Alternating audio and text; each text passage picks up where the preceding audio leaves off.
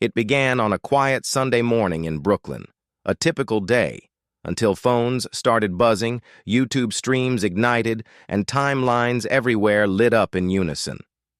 A message had just gone live from Ouagadougou, the capital of Burkina Faso. But this wasn't your usual presidential speech. It was raw, unfiltered, and deeply personal. Captain Ibrahim Traoré, young, unshaken, and revolutionary, was not addressing his fellow Burkinabe, nor was he speaking solely to Africa. His words were reaching across oceans into the heart of the diaspora. To all my African brothers and sisters in the United States, the Caribbean, Brazil, and beyond, I speak to you from the land of our ancestors.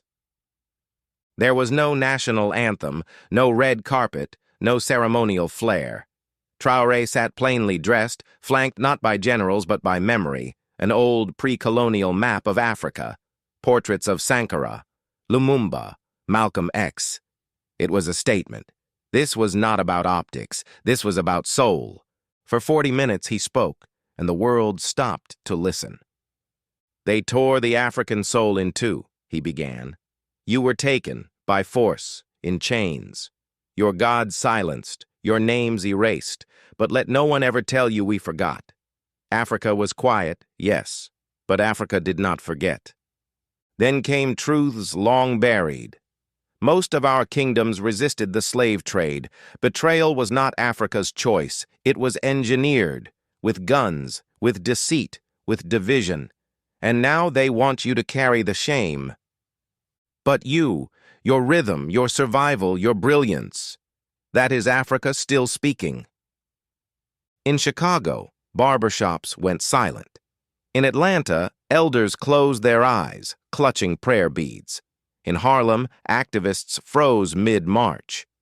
It was as if an ancestral echo had returned. This is not just history, Traoré continued. We all know the chains. I came to tell you, the chains are breaking again, and we want you with us. Burkina Faso, Mali, Niger, a new axis rising, not in opposition, but in restoration.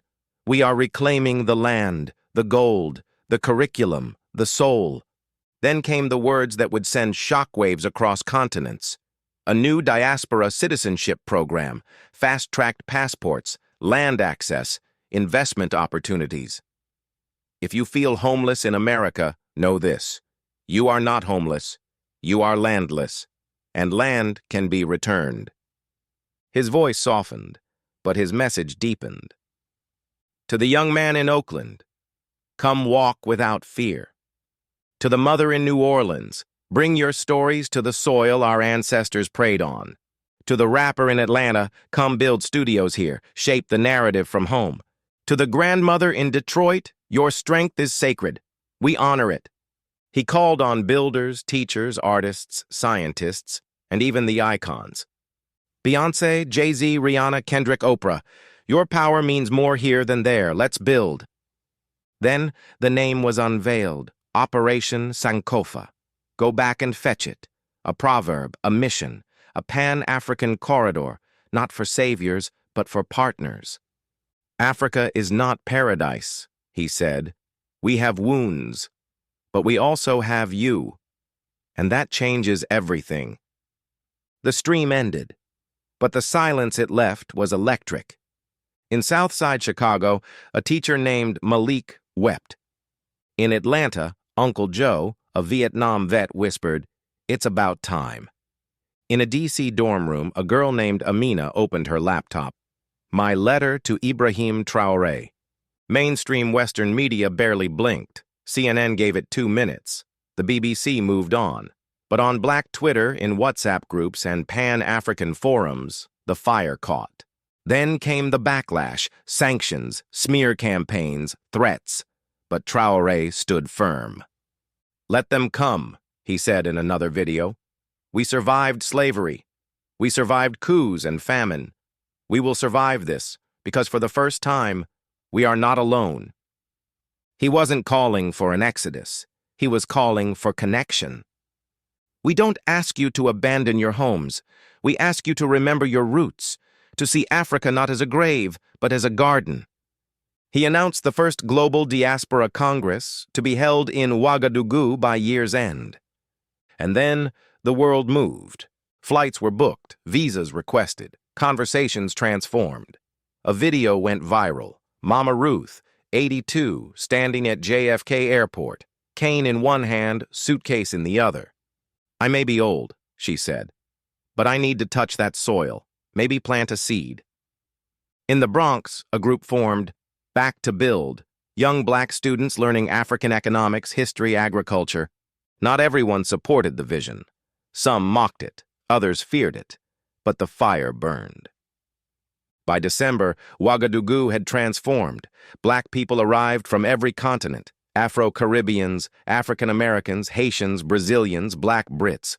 No red carpet, no hierarchy, just rhythm and resolve. Drums opened the Congress, no fireworks, just elders pouring libations, whispering names into the soil in Yoruba, Bambara, Wolof, Creole. And then Traoré walked in. No entourage, no anthem, just silence. He stepped forward. "This is not politics. This is a healing ceremony disguised as a summit." He introduced the Sankofa Pact. Land would be leased, not sold. Schools would teach both local and diaspora history. Business would be co-owned. Exploitation forbidden. Integration mutual.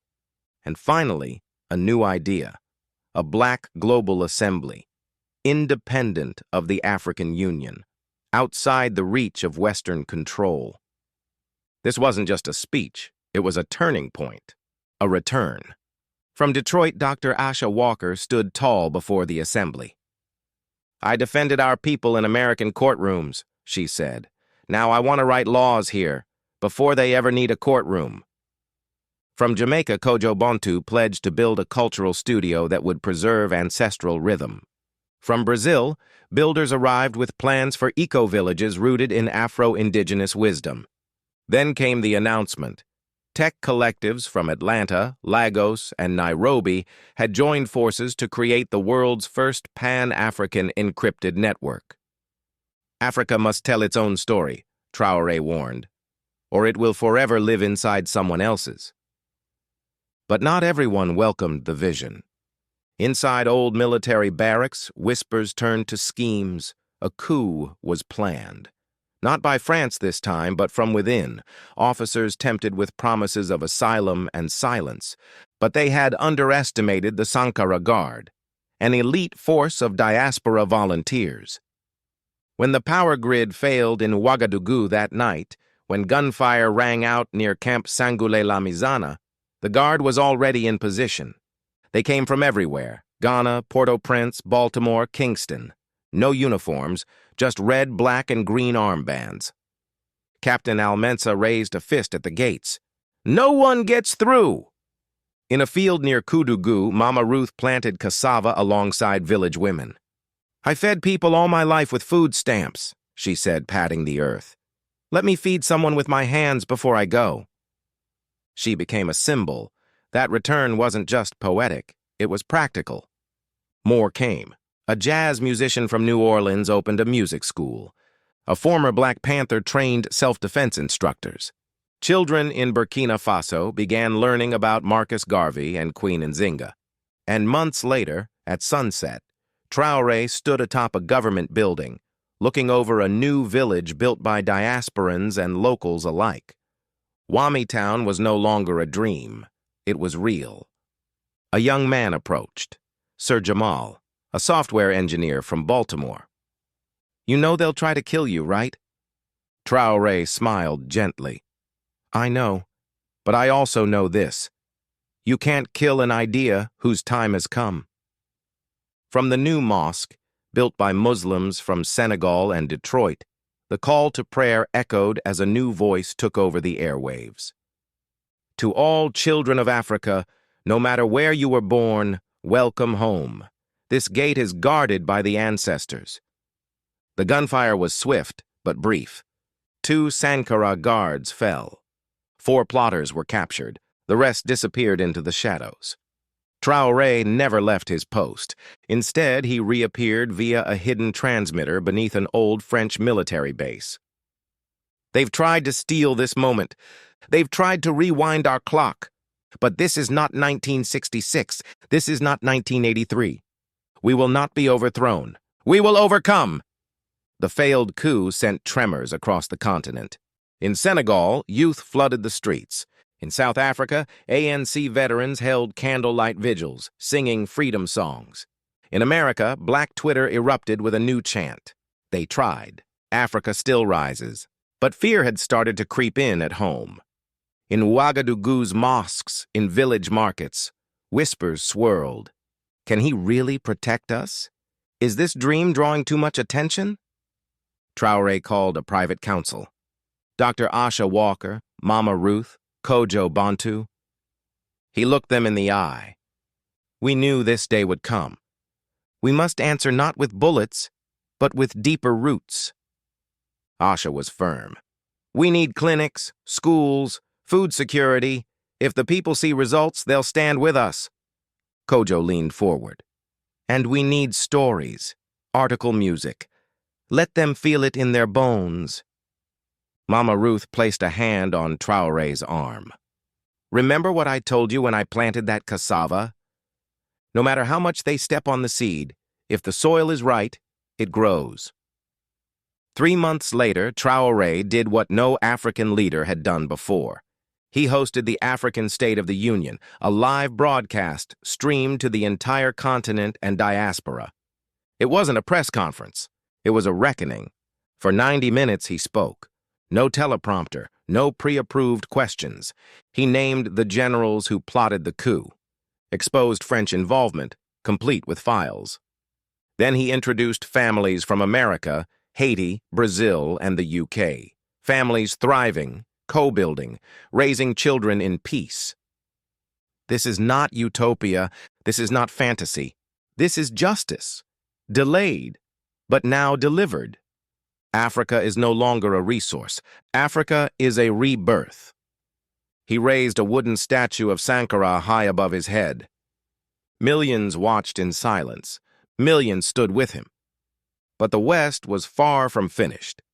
CNN, BBC, and Le Monde launched coordinated documentaries.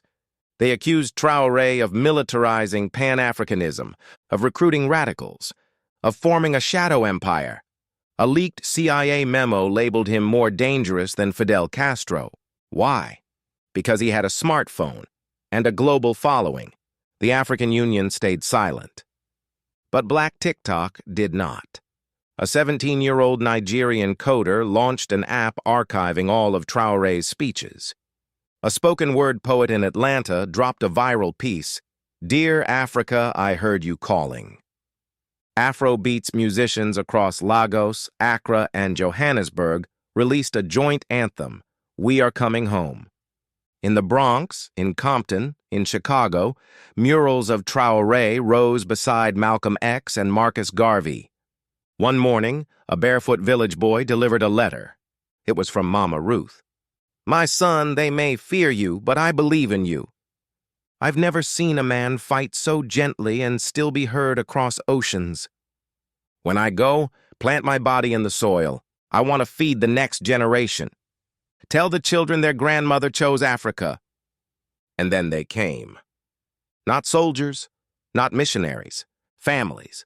From Newark, Johannesburg, Port-au-Prince, Kingston, Bahia, Brixton, Black families, some with dual citizenship, others with just a passport and a dream, nurses, teachers, truck drivers, former prisoners, doulas, single mothers, teenagers, elders in wheelchairs.